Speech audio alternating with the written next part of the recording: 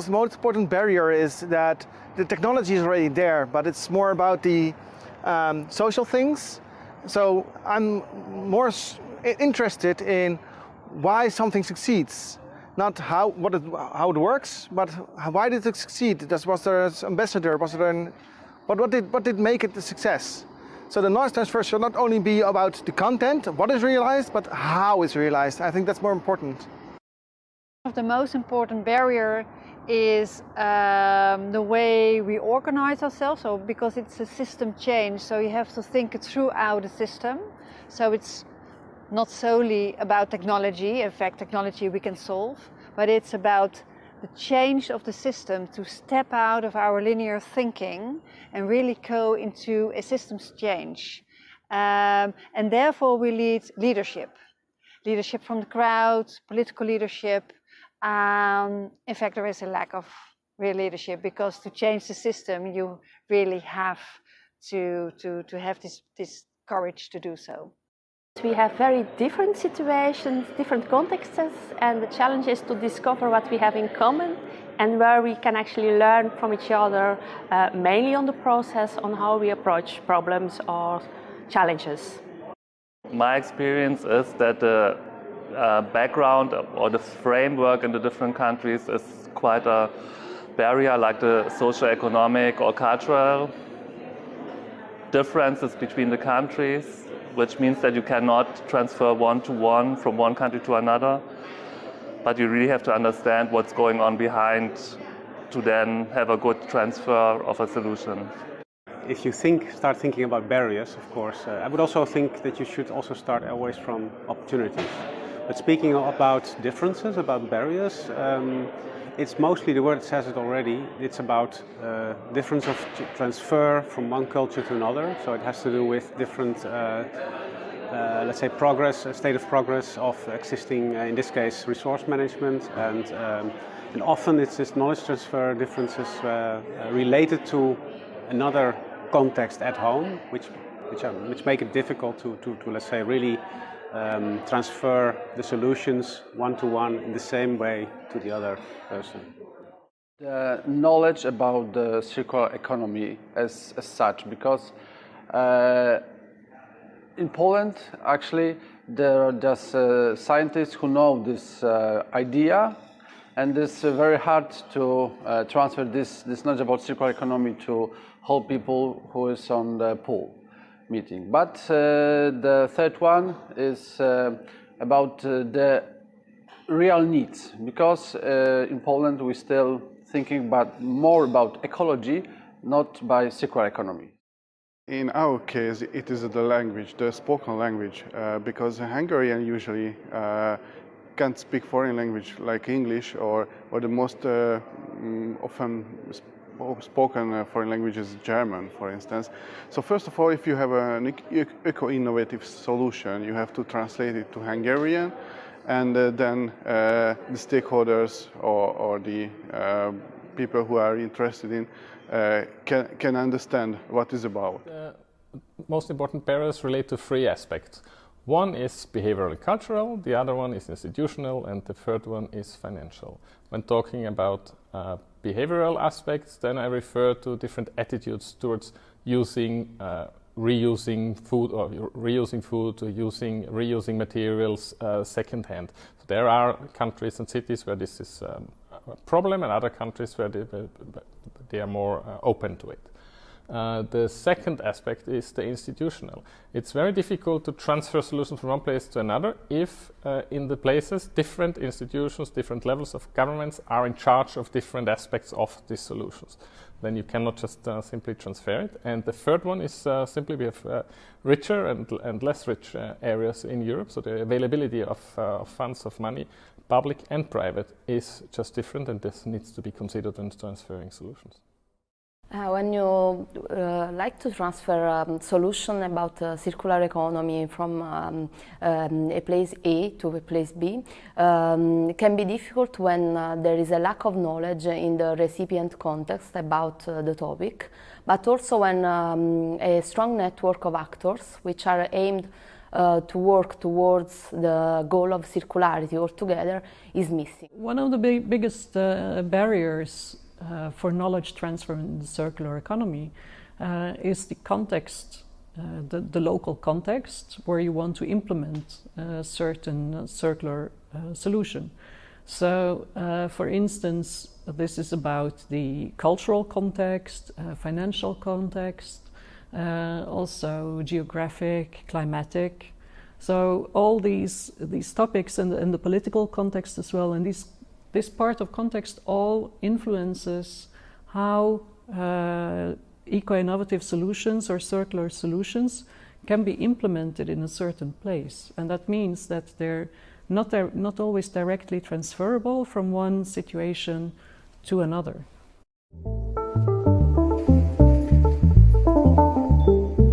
Yes, I was in the US a few years ago, and what they did in circular economy, they really look at the economy concept.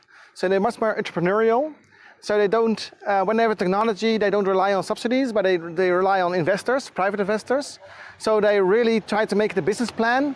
And that made me realize that in Holland we still use a lot of subsidies to get circular economy projects going.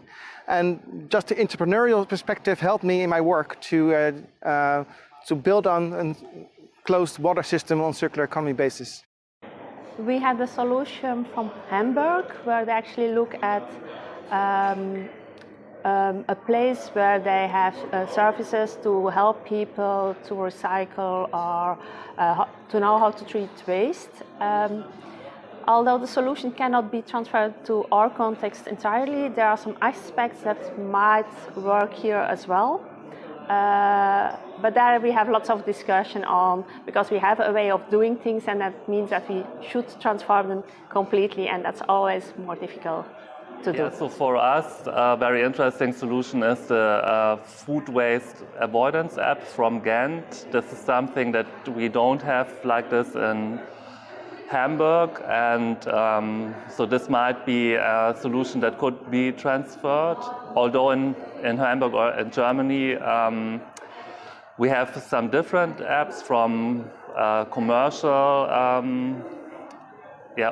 offers, and also we have some other apps on waste avoidance, but for the field of food waste, it's a missing link, but we would have to check how this link could be filled and by whom, so who would be in charge for this app. In our region, it's very important that we start with the first, if you have to reduce, reuse, recycle trilogy, the reduce side. That's something we still need to, let's say, find solutions. And there we found a couple of, let's say, very interesting points which we could learn from the Ghent and Hamburg case. And also, I think it's very important that the separation to quality of waste. I mean, in waste separation, still we have a lot to learn about how to improve the different flows in the separation by citizens, because there's a lot of challenges to still overcome. It's a solution from Hamburg and from students from Hamburg. It was concentrated to solve the problem about remote area, special for bio-waste.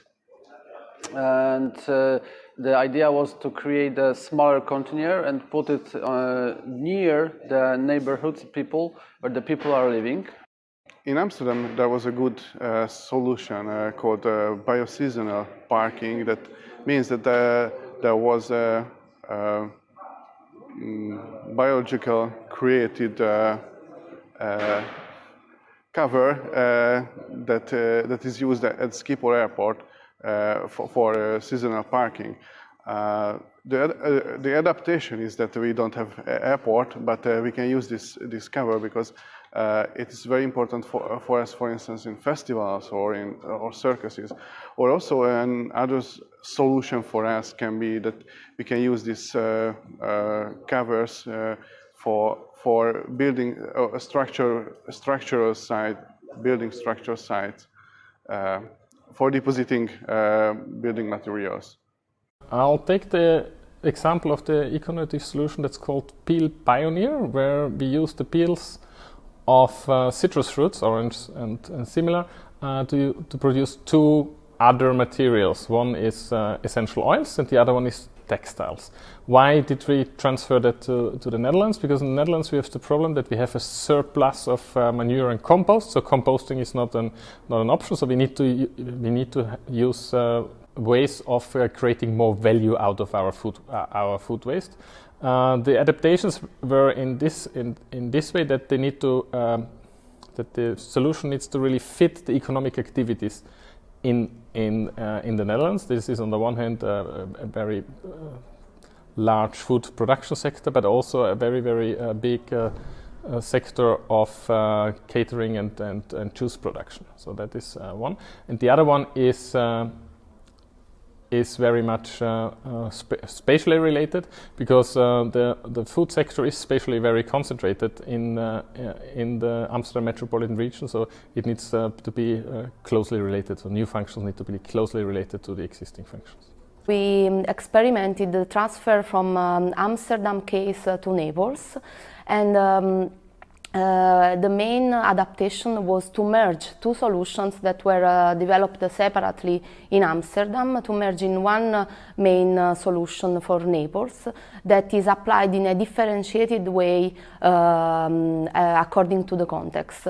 And for example, these two solutions were addressing both the buffer zone of the infrastructures in Amsterdam, of large infrastructure networks, but one was aimed to improve the biodiversity, and the other one was aimed to reuse this buffer zone that sometimes are underused for leisure activities. And in the case of Naples, before of strict regulations that don't allow to use to people to be in these buffer zones, we decided to merge and to adapt this in a differentiated way where it's possible. In Amsterdam, we imported, transferred a solution that we got from the Naples case. And this was a solution that was about hemp, and the hemp was used in Naples to clean the soil. And importing this one to Amsterdam, what we did was to, thinking that it can be used in the same way in Amsterdam, but moreover, the rest material that you get from this solution could be very well used in construction. So from the hemp you could make material for building as well.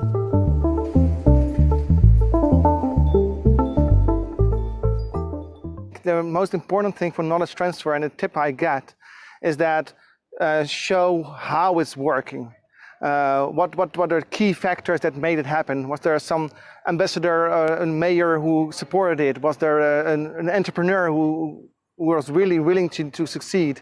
I think the most knowledge transfer is about the content, on what is happening, but I still think it's better to show what is the economy behind it, what's the incentive behind it. I think that's the most important thing.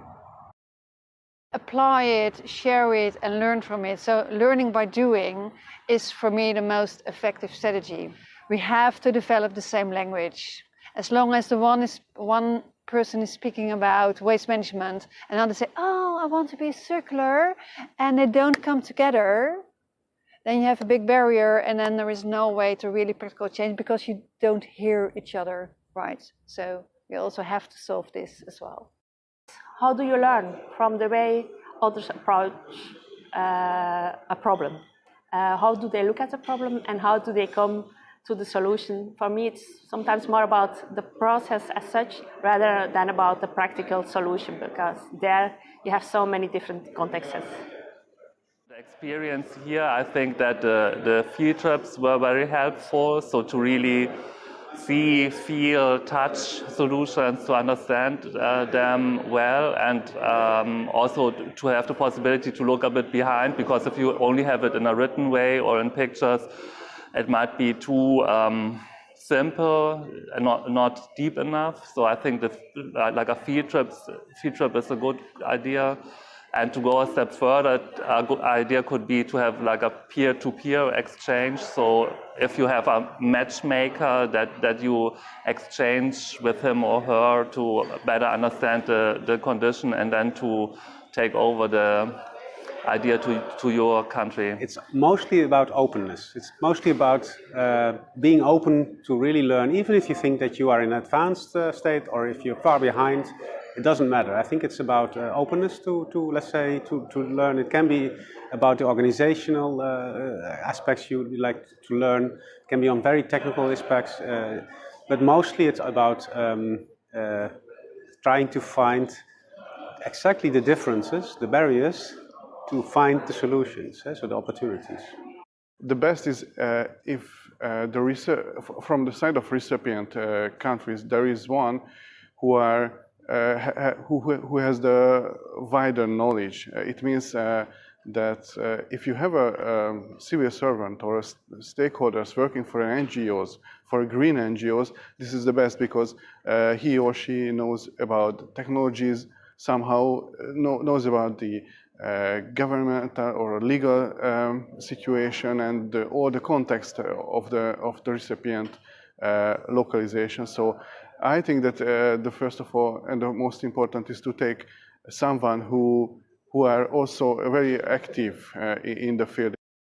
What is important that if cities or regions want to learn from other regions is that we aim at leapfrogging. So don't try to learn from other places that have exactly the same challenges, and don't try to just follow steps. So not from a limited waste treatment to separation and then a more advanced recycling and so on, because we know that even our advanced, the cities that most advanced are not even close to a circular economy. So it needs leapfrogging on every level.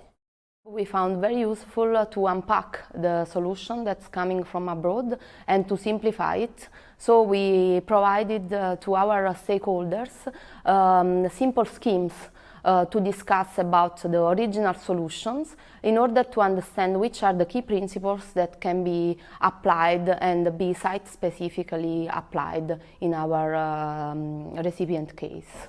Keep it simple. So what we've seen in the REPAiR project is that the more simple solutions are easier to transfer than the more complex ones. And if they are complex solutions and you want to transfer them, also think about how can you simplify them, how can you actually make the solution, maybe take it apart in order to make the parts of the solution transferable. I think that's the best advice I can give.